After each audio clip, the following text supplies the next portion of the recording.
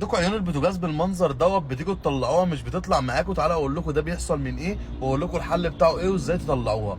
اول حاجه صلوا على رسول الله في الكومنتات ونعمل لايك ونعمل شير ونعمل حفظ فيديو عشان الفيديو ده هيهمك جدا. طيب اول حاجه حضرتك بتغسل العين وتحطها وهي فيها ميه بتأدي اللي هي تقفش كده.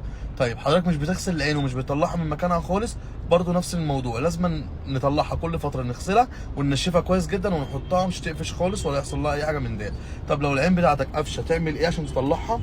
اول حاجه هنشيل الكوشه اللي فوق وهنولع بالطريقه ديت وهنسيبها شويه ولعه، وبعد كده هنحط الكوشه اللي فوق بس بالشقلوب على نص العين وهنخلي النار تمسك فيها كلها عشان تسخن كويس جدا لمده مثلا لا تقل عن ربع ساعه.